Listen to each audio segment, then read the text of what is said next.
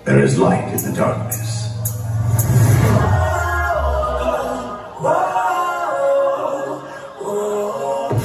Siguro nung nilikha tayo ng Diyos, pagkatapos niyang itulad sa kanyang imahe ang ating mga kaluluwa, inukit niya ang kanyang pag-ibig sa ilalim ng talukap ng ating mga mata.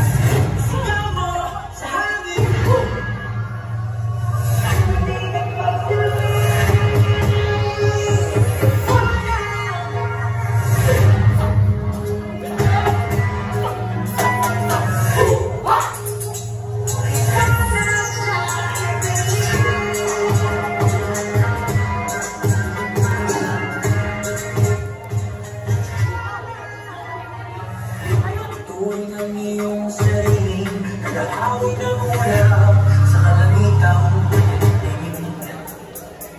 Sampalang yayanig sa bawat hirap, magigising ng lupang unang saligid. Ikaw ang magsasabi, kaya mo to.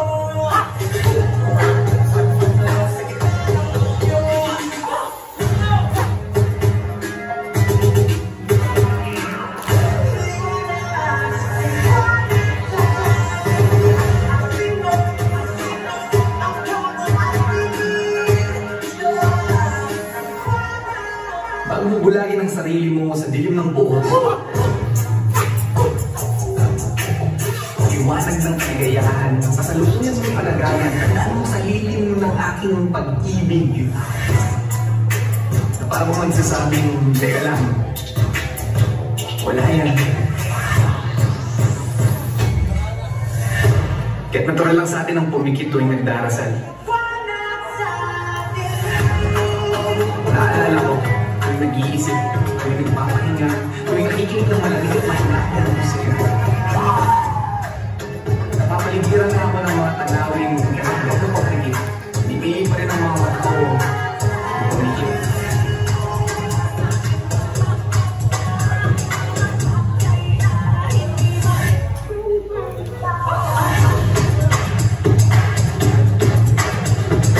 Magtago sa inyo ng tabi, saan siguro ilungit ng Diyos ang kawalang hanggan.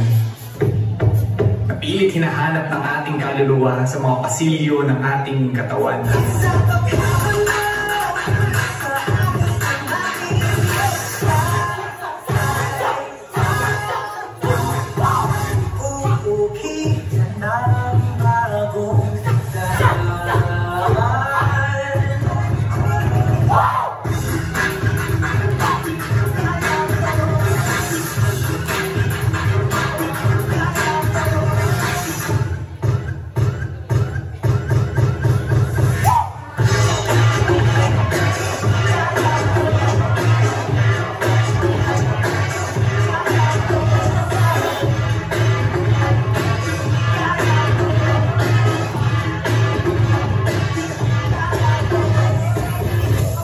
Sa atin ang pumikit tuwing nagdarasal.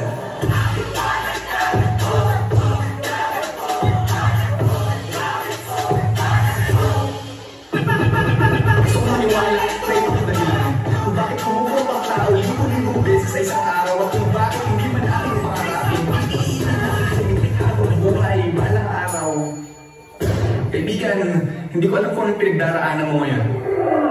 Kung pinagdili mo ka sa buntay, kung nababalot ka ng mabiyak na kumot ng inumbay. Pero alin man sa mga ito, ang tema ng musika sa puso ko, problema, umalas ka sa problema, tahan, ang salita ng ugat mo, tahanan yan, inaaliran. Kaibigan, pumikit ka.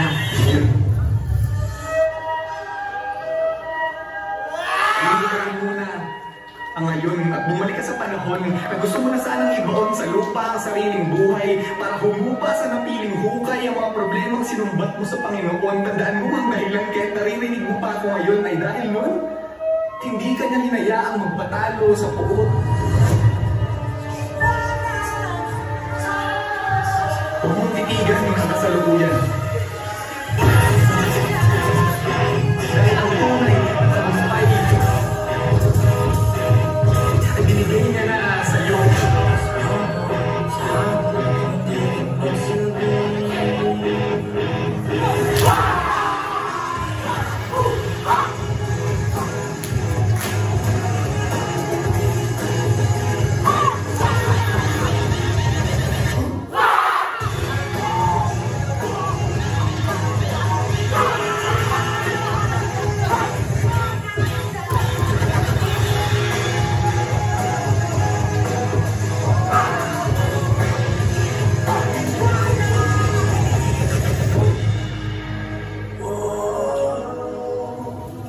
ka muna.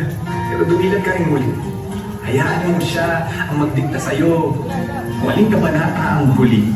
At minsan, kailangan mo lang magpahinga para kinabukasan makita mo ang mundo gamit ang bagong mga mata.